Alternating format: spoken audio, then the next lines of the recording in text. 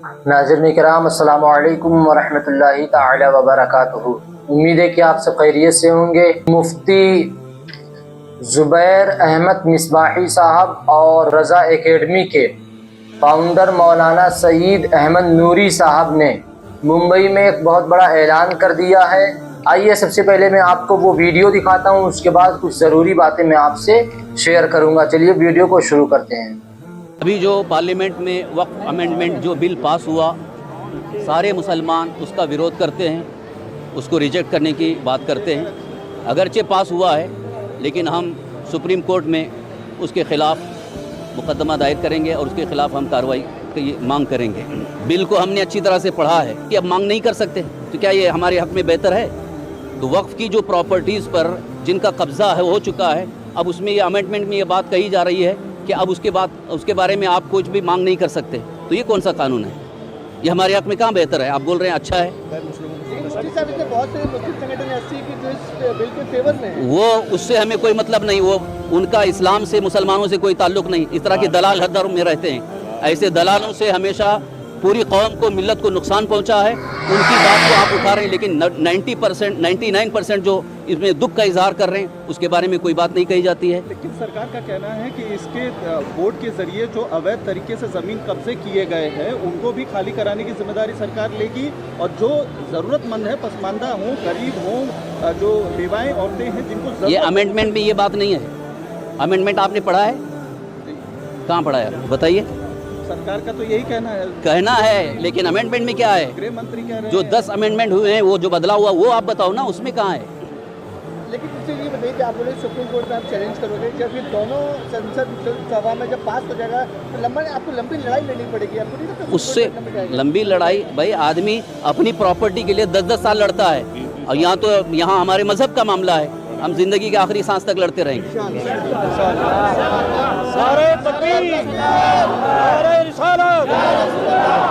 हमदर्दी की बात आती है, देखिए हमदर्दी अगर है हुकूमत को, गवर्नमेंट को, तो फिर मुसलमानों को भी दूसरे जो कम्युनिटी के उसमें ट्रस्ट बनाना चाहिए, ट्रस्ट में शामिल करना चाहिए। क्यों नहीं करते? हमने कभी आपसे कहा है कि मंदिर में हमको ट्रस्टी बनाओ, चर्च में हमको ट्रस्टी बनाओ? कभी हमने नहीं कहा, लेकिन हमारे इसमें क्यों इंटरफेयर हो रहा है? सर मैं क्या बोल रहा हूँ सर, ये दोनों सदनों में वो मेजॉरिटी का हमसे कोई मतलब नहीं है। हमारे इस्लाम में इसकी इजाज़त नहीं है। सर दोनों सदनों में जब बिल पास होता है तो रात में पास होता है। अरे भाई बिल पास किया गया, ज़बरदस्ती पास किया गया, उससे क्या मतलब? तो कुछ भी करेंगे। वोटिंग जो है सुबह भी वोटिंग में जो लोग थे वो सेकुलर नहीं रह गए। अभी सेकुलर लोगों ने अभी तक उसका विरोध किया है। तो चंद्रबाबू नायडू ने तो समर्थन किया है, जिनको आप सेकुलर नेता कहते थे। लेकिन कहते थे, पहले कहते थे, अभी नहीं है। इस मामले में वो हट गए। राज्य में भी क्या मैसेज देना चाहोगे, क्योंकि इसको लेकर लोगों में नाराजगी है? नाराजगी तो है। क्या मैसेज देना चाहोगे कि लॉ एंड ऑर्डर डिस्टर्ब ना हो? लॉ एंड ऑर्डर के लिए तो हम ये कहते हैं कि तोड़ फोड़ या ऐसा कोई आंदोलन हम नहीं चाहते कि जिसकी वजह से प्रॉपर्टी को नुकसान हो, किसी कम्युनिटी को नुकसान हो। हम ये कभी नहीं कहते, लेकिन हमारे हक की लड़ाई हम कानून के दायरे में रह करके लड़ेंगे। इखलास का सवाल बिल के अंदर है कि 5 साल मुसलमान होना अनिवार्य है, अगर कोई वक्त करता है तो बिल के अंदर ये भी अनिवार्य। वो यानी जो 5 साल, अभी 5 साल से पहले जो मुसलमान हुआ है, इस्लाम कबूल किया है, वो वक्फ नहीं कर सकता, ये उन्होंने बिल बनाया है। इसके बाद आप कैसे इसको चैलेंज करोगे, कैसे आप आगे इसको क्या? वो तो हमारे जो टीमें हैं, वो जो वकीलों की टीम है, वो उसके बारे में हम डिसाइड करेंगे। कांग्रेस की तरफ से सुप्रीम कोर्ट में जाने की तैयारी हो रही है, तो क्या आप लोग उनसे भी संपर्क करेंगे? उनको भाई किसी पार्टी से हमको कोई उतना भरोसा भी नहीं है, हम अपने हिसाब से करेंगे। सर राज्य के कई मंत्री जो है वो बार बार हिंदुत्ववादी चेहरा लेकर आगे बढ़ रहे हैं, उनको क्या आप सलाह दोगे, क्योंकि वो मंत्री पद पर है? एक देखो, हिंदुत्व वो अपनी जगह, उनका अपना ये है, उस मज़हब में हम कोई छेड़छाड़ नहीं है, लेकिन कानून ऐसा होना चाहिए जिसमें सबका फ़ायदा हो, हर कम्युनिटी का फ़ायदा हो। तो ये इंसाफ की बात होती है। सबका साथ सबका विकास का मतलब क्या है?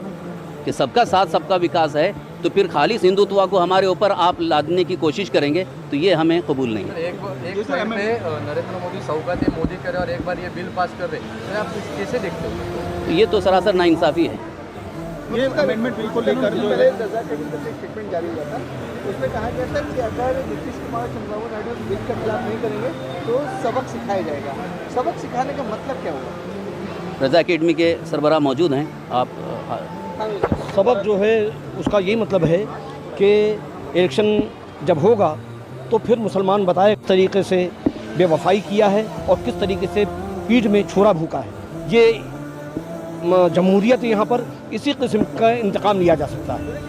किस टाइप का एक्टिविटी आप किस तरफ इशारा करें कि आप बोले कि सबक सिखाया जाएगा? मतलब यही कि इलेक्शन जब आएगा तो लोग उनको वोट नहीं देंगे और उसको बेदखल करेंगे। जो कुछ भी होगा उसमें यही होगा। वहाँ के मुसलमान जो है, जो लोग इस मसले में हमारे साथ हैं हम उनका साथ देंगे, जो इस मसले में हमारे साथ नहीं हम उसका साथ नहीं देंगे। आपको कोई फतवा जारी करेंगे कि बिहार में मुसलमान वोट? देखिए, ये मसाइल जो है उलमा दानिश्वर ये सब बैठ कर तय करते हैं। इसमें फतवा देना और ये शरई मामलात जो हैं वो शरई मामलात में रहते हैं। सियासी मामलात को सियासी तौर पर हल किया जाता है। तो हज़रत मौलाना मुफ्ती ज़ुबैर साहब बरकाती, खतीब व इमाम सुन्नी बड़ी मस्जिद व सदर ऑल इंडिया सुन्नी जमीयतुल उलमा बम्बई ने ये फरमाया है कि हम सड़क से लेकर और ऐवान तक और ऐवान से लेकर सुप्रीम कोर्ट तक इस जंग को लड़ेंगे और इंशाअल्लाह अल्लाह ताला इसके अंदर हमको फतेह और नुसरत अता फरमाएगा। जिस तरीके से गवर्नमेंट को और कानून वापस लेना पड़ा है, किसान कानून किसानों के लिए हुआ और नहीं मालूम कितने हुआ, इंशाअल्लाह ताला ये कानून भी हुकूमत को वापस लेने पर हम मजबूर करेंगे। मेरे प्यारे नाज़रीन किराम, आप लोगों ने वीडियो को देखा कि मुफ्ती ज़ुबैर अहमद मिसबाही साहब अब मैदान में उतर चुके हैं। उनका साफ कहना है कि हम अपने औकाफ को बचाने के लिए आखिरी सांस तक लड़ेंगे। उनका ये कहना है कि जब हम अपनी ज़मीन और जायदाद बचाने के लिए लड़ाई लड़ते हैं, जिद्दोजहद करते हैं, मुकदमा लड़ते हैं, तो ये तो शरीयत का मामला है। हम अपने आखिरी सांस तक ये लड़ाई लड़ेंगे। और मौलाना सईद अहमद नूरी साहब का ये कहना है कि हम इस मामले को सुप्रीम कोर्ट तक लड़ेंगे। आप तमामी नाज़रीन किराम इस मामले को लेके क्या सोचते हैं, आपकी राय क्या है? अपनी राय, अपनी सोच कमेंट बॉक्स में ज़रूर दें। अगली वीडियो आने तक के लिए अस्सलामु अलैकुम व रहमतुल्लाहि तआला व बरकातहू। दुआ में याद रखिएगा।